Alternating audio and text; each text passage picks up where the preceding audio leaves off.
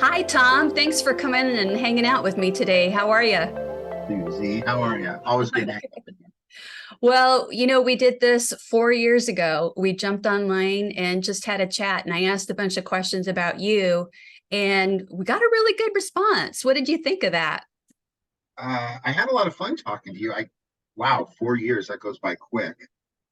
Yeah. Um, but yeah, that was fun talking to you. It really was. Well, I've still had people come up and ask me, why didn't you ask him this? Why didn't you ask him that? And I'm like, okay.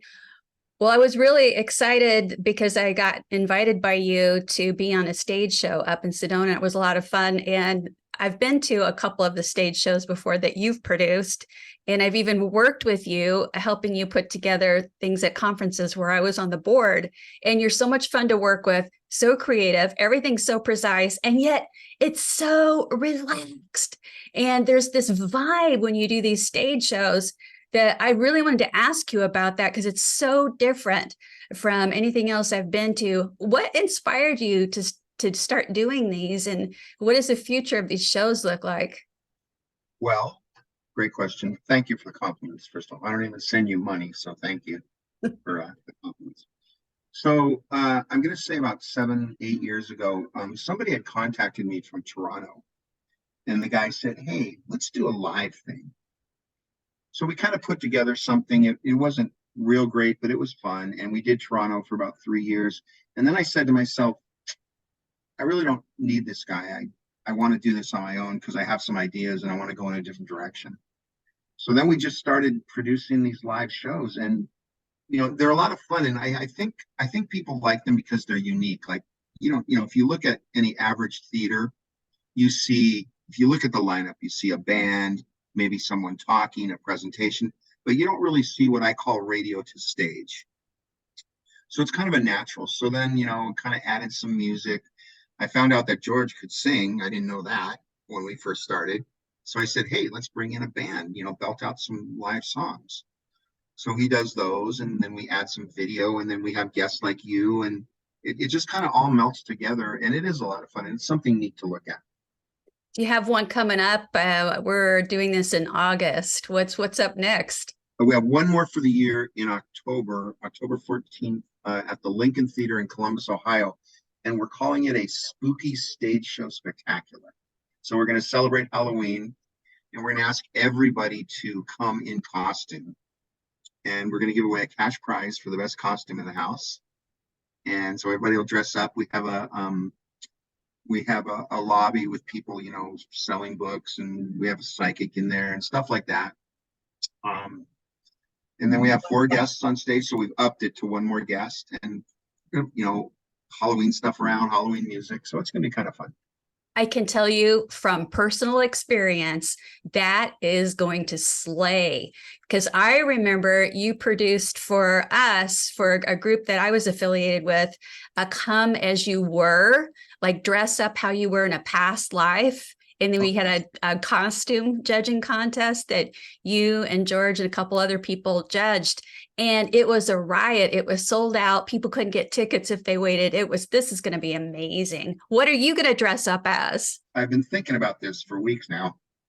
And usually, ever since, honestly, like 10, 12, 14 years, whenever I do dress up for Halloween, I'm always, wait, what am I doing? I don't want to say here. You almost tricked me. Oh my gosh, I'm glad I caught that. I am leaving this in. It was this close. Man, yeah. I'm not telling you. Yeah, this isn't just a phone call to me. This is going to go public, and it would ruin the surprise. I was already, you got me all ready to go, like, yeah, so what I'm going to do. Right. Anyway, so close and yet so far. You know what I want to ask you is some of the stuff that people said, why, when you had Tommy D, why did you not ask him this? There are folks out there that think that you've got inside information because you meet so many people, and I'm talking about inside information on paranormal stuff, on disclosure, on ETs. They think that there's things you've had, like water cooler conversations with a lot of guests that you've produced. What do you know or suspect that maybe the general public doesn't have any idea about? Or what do you feel like is not being told to us? What are those subjects? Give us some hints. Well, the obvious one, 150% the government knows about aliens and ET visitations and things like that. They're just not telling us. That's obvious. How long have you known that? As long as the general public, forever. I mean, you can go back to when, like, you can go back to and watch these little clips of like Clinton on the Tonight Show or whatever it was. And they directly ask him, and you can just see it in his eyes. He like makes a little joke about it, you know, like, oh, I tell you, but I have to kill you. But you can see it in their eyes. You know, they know. And you know, we just had I don't know if I'm dating this or not, but we just had the hearings.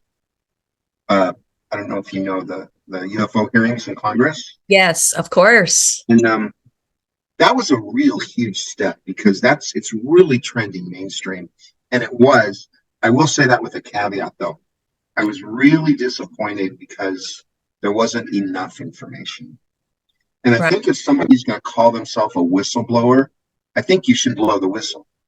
I don't think you should say, well, yeah, I was a high level person and I saw this, but well, Judge, I'll tell you in chambers. Right. It's like the tea was dripped. The tea was dripped to us, not spilt, for sure.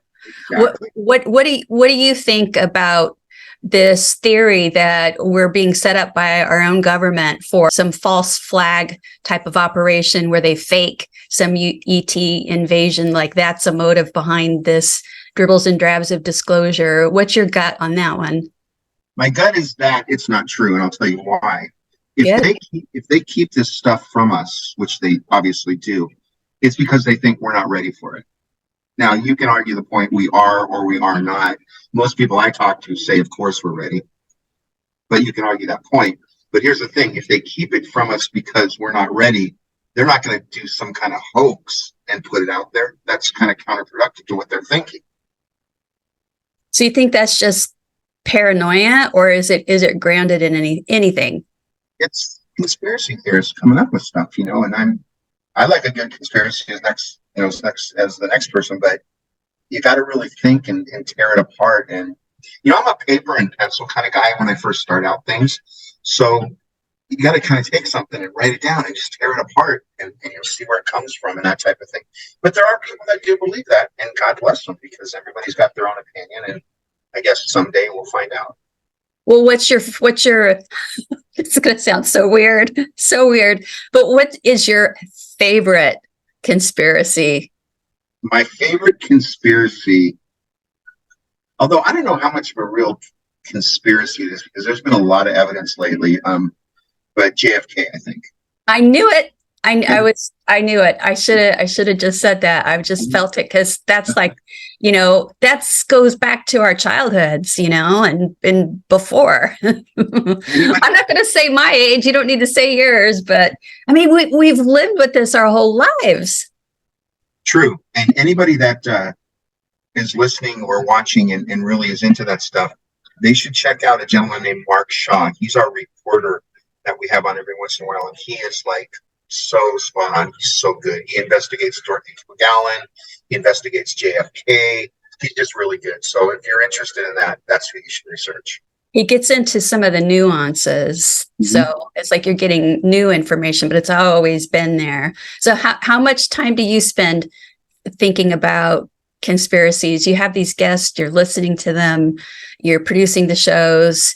I mean, what do you sit with TikTok and spend hours or do anything like that yourself? No? Oh, tell us about your social media. It's not much from what I understand, and why? Because why? I feel bogged down because here's the thing, and I'm not complaining in any way, it's just part of life, but you know, you wake up, phone rings, the texts come in, you got to check your email. You got to do this, then you start to do something, then there's 10 more texts, then people start using text as email. So in my world, it gets just really bogging down. And I don't want to take myself off course all the time. So to add another, you know, to check a Facebook every 10 minutes or two. I mean, I do like TikTok. I do scroll it and it's fun, but I'm not posting every day or doing this or doing that. Well, what does producing do for you besides it gives you a living, you meet interesting people? What do you personally get from this? You know what I get? I get that when I plot something out, it most of the time happens like I want it to. And, with the radio show, I don't know what people are thinking other than when they call in because it's radio, you don't see them. With the live shows, I get to see people. I get to see that they're really happy they came to this theater tonight and they're looking up on stage or they're hearing music or they're meeting new people. So many people at our events meet friends and new people for the first time. And that's really cool because it is kind of a family, right? And you are so generous with fans. I remember after that show, everybody felt kind of tired, but you get real energized. And the one that I was in, and I've been in the audience and seen this before, you hang out afterwards and you shake as many hands as there are to shake and pose for pictures. Does it wear you out or energize you or a bit of both? And what makes you do that? A few things. One, it never wears me out. I like people. And, Nori and I made a pact a long time ago. Everybody gets a handshake or a hello who's there in line. Like we never, ever leave. And I just think people deserve that. Those people will give us a living. And if they're coming there and they want to say hi to you, say hi. And plus they're interesting. There's so many interesting people in these meet and greet lines. It's like so cool. So, those are a couple driving factors. Well, you just celebrated recently your 20th anniversary of being a producer on Coast to Coast AM, and you're a senior producer. So you've seen a lot of shows, produced a lot of shows, met a lot of people. What is different from year one versus year 20 for you? That's really easy for me. So year one, when I was asked to work on the show, it was more of, yeah, I want to do that. So I wasn't real, this material, okay, it's fun, but whatever. And anybody asks me, I tell this because it's so true. So one night I was in there in the studio and this lady called and she goes, I gotta talk. I was visited by the old hag. Do you know what the old hag is? All too well, my friend, but go ahead.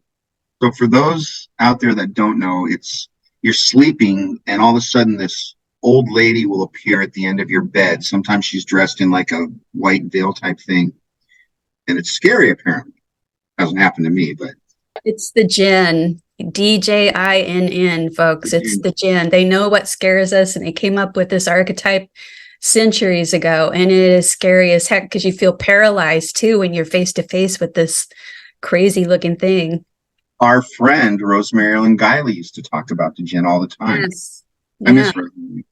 I do too. I miss her a lot. In fact, I had a jinn episode staying in a house that she and I were both staying with a team in an investigation. And that's where I actually first heard about the jinn.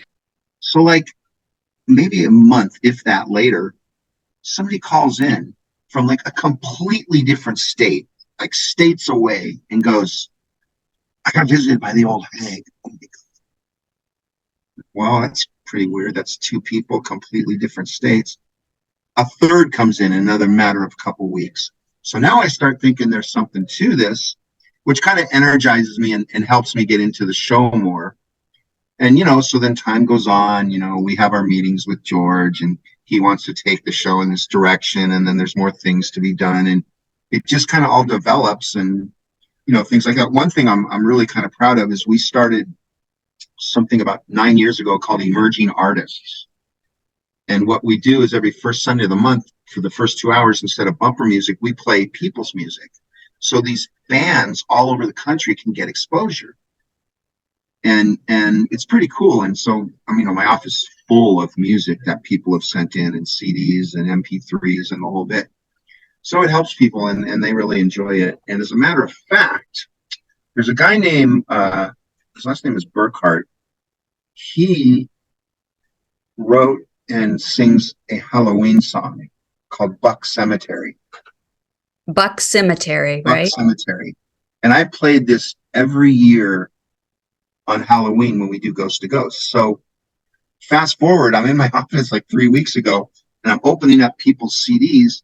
I pull out the CD from him, and I turn it over, and I'm looking at the tracks. And I'm, okay, we'll play this track. And then I look down. It's Buck Cemetery. So now this is the guy that did this song. So I call him up, and long story short, I got him. He's going to perform it live at our Halloween show. Oh my gosh. Very beginning. That is going to be wild. Yeah. So that's kind of cool. So that's one of the things we do, but things just keep evolving and there's things to do. And it's kind of an animal that just comes together. You know, I've learned something about you over the years too. It's like, you obviously know how to produce shows, you know how to make people happy, give them what they want, and it's all good. But I don't think you would enjoy it if you didn't feel like you were being of service somehow. And you know, and you've been of service in some ways that I don't think a lot of people know about. Like, I'm thinking about the veterans. Can you tell us about that? Yeah, I'm a big fan of our country, and we did in 2014 we did a charity CD for vets, and I like to help them. You know, I'll always put them on the air if they call in. And, you know, they serve this country. Come on, they let us do this, right? Well, I can just BS. We have our freedoms because of them. And I think you have a soft spot for law enforcement too. I introduced you we were at one event out in Los Angeles, and I had my brother there, and he was a police detective. And you mentioned that I think your dad was a cop too. Since you mentioned that, I'm going to tilt my camera. Can you see that picture right up there? Yes, in uniform. That's my dad.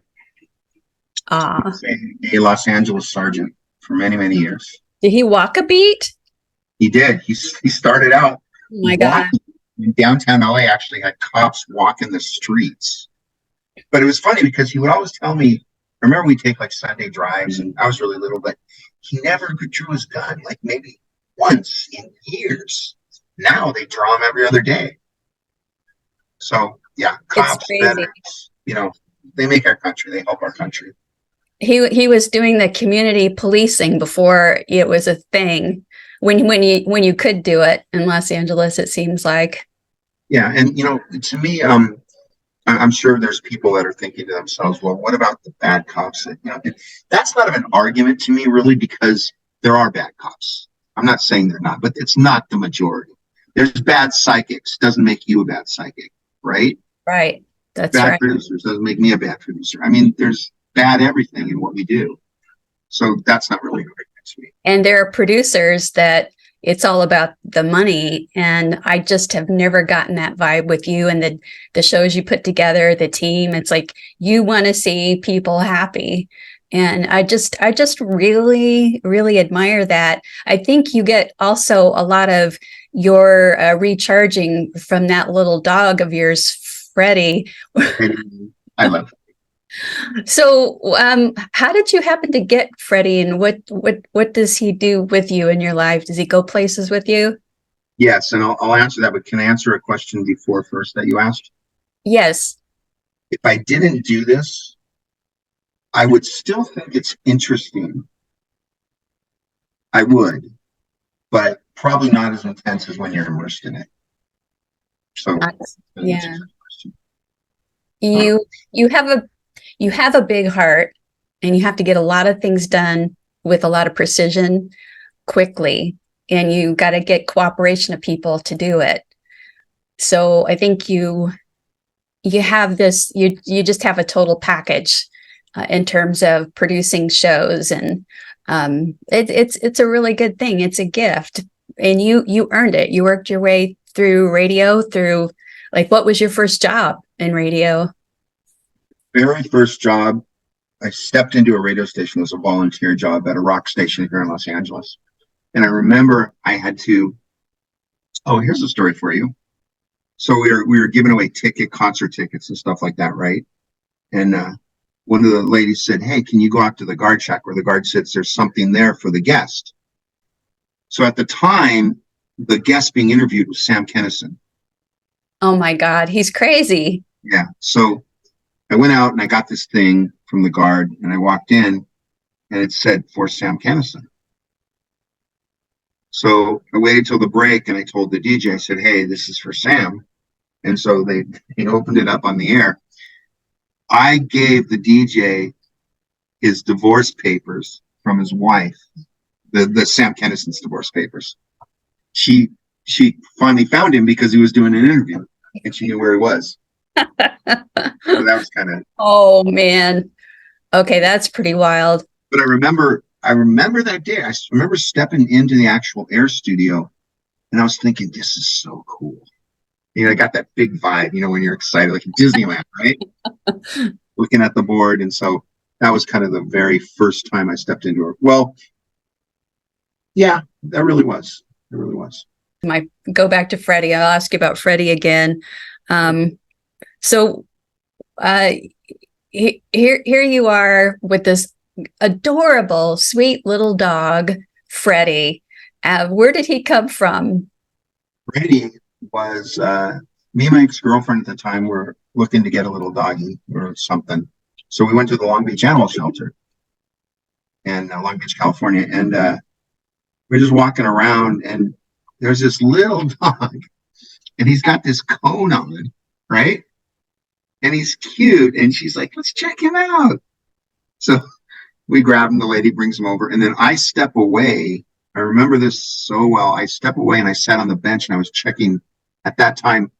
Hope you're sitting down. My BlackBerry. Remember those? Vaguely.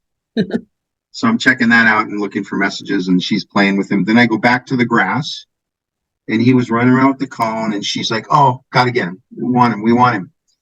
And I remember playing something about me. I always play devil's advocate for some reason. And I said, "Look, you just got to remember, he's a great dog.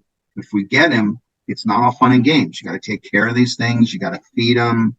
You know, there's responsibility." And she's like, I know. So we took him home. I'm glad that you have him, because I feel like whenever we're working, we got stress chemicals going through our bodies all the time that our brain produces. And especially when you're a high flyer and you got a lot of things you got to do all the time, they heal us. Our pets heal us. They work right through our heart. And as a clairvoyant, I can see that energy change. And, you know, it doesn't even take clairvoyance to know that, you know, I feel like God sends us the pet that we need at the time that we need them. And I'm glad you have him. But I want to ask you a big question. How do you want to be remembered after you die? Is this the what's on your tombstone question? Yeah. And you do not get to say, I don't care if people remember me or not. People are going to remember. What is it you want to be remembered for? You know, that's not a question you can ask on air, because then it's dead air while you're thinking, but I'll come up with my best right now. I know, but I know that you have an answer.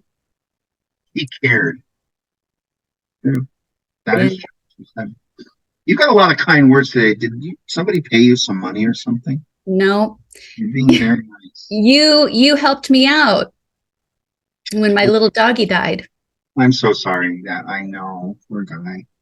I wanted to tell you, Freddy's name was not Freddy originally. Oh. It was on the paperwork. It's Skip. Yeah, that doesn't fit. Yeah, and so we were trying to figure out what to name him, and did you ever see I Love Lucy? Oh, of course. Remember the one where Ricky had a little dog and it kept barking and barking? So one night, the door rings and Fred and Ethel are at the door, and he's got the Fred scowl, you know, and he's ready to walk in. And little Ricky comes out holding this dog, and he goes, Uncle Fred, guess what? I named him Fred after you. And for some reason, I thought about that episode. I said, let's call him Freddy. And then my ex and added Munster because she also gives animals long names. No. Pretty Munster. Yeah, that's cute, but he's definitely not a monster. No, you were really Munster, M-U-N. Like Herman Munster. Right, exactly. Okay, gotcha.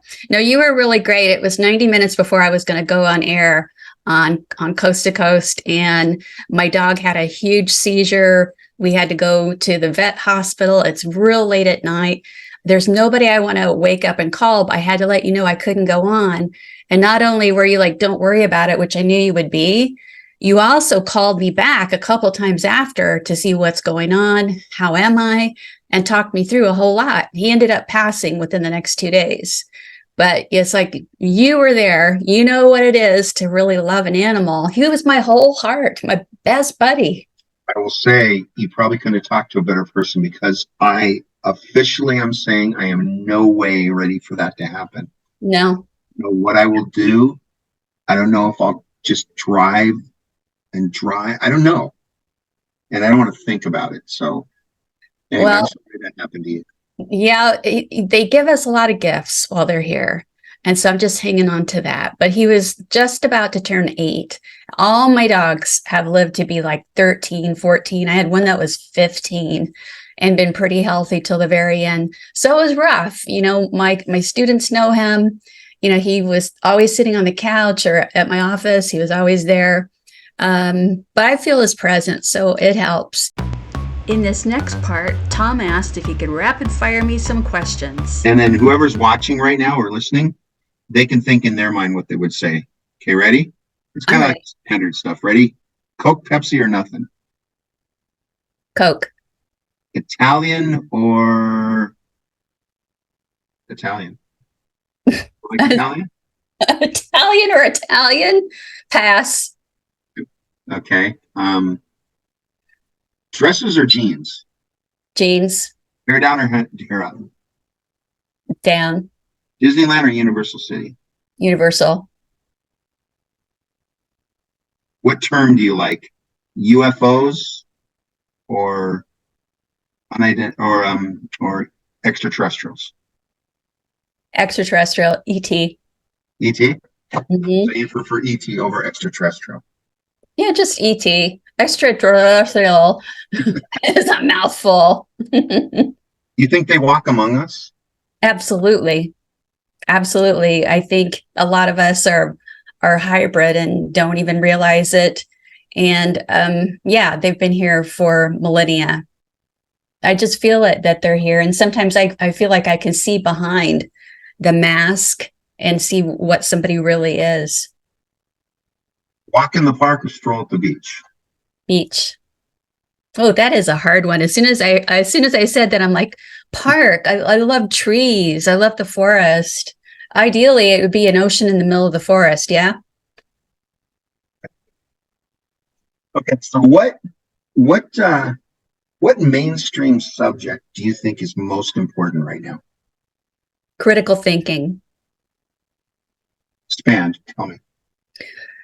I think that discernment is in short supply, not just the United States, but in the worldwide, that we're not thinking, not reasoning, and the things that people call research, like I've done my research, are not necessarily good, solid research methods. I don't see a lot of logic a lot of times. There's more like, I need something to believe in. I'm going to accept that one.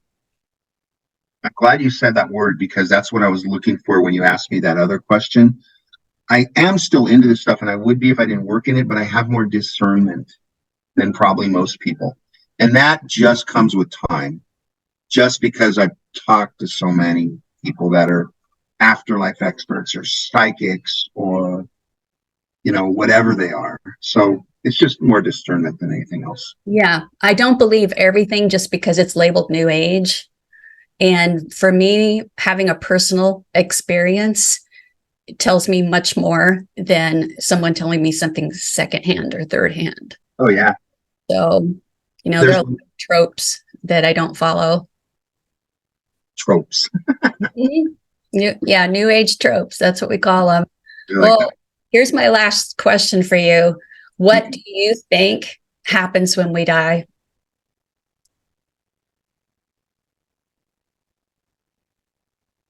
Can I say it? Let me answer it like this.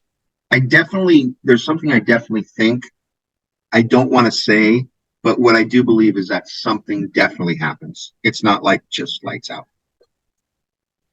So what do you expect your world to look like when you're definitely not lights out? Do you think it is going to look like something? Do you think the world will look like something similar to here or totally different? I think it's going to be like this world, but without the suffering, without the pain, without the homeless, without the hungry, without, people who are, jerks on the road. I think all that is going to be as if somebody just looked at the earth and sucked up all the bad. Sounds like utopia right there. If you think about it, if somebody lives their life like, you just want to be nice to people and you don't want any problems, as long as you're not hurting anybody, people do what you want to do, right? If you think about it that way, it's like and you're living your life that way, you're just rehearsing so it'll be perfect for when you get to that place. Wow. Okay. Hey, Tom Danheiser, thank you. Wow, that went quick. I know. I know. Always a pleasure hanging out with you. It really is. Thank you. Yeah, you too. You too. I'm so glad to see you. It's not always nice to hear your voice, but it's real nice to see you. And I hope you're doing real well. Doing well, and you look well. And I'm sorry about your dog, and Thank you. all you wonderful people that are watching this. Hello, and thanks for having me, Susie.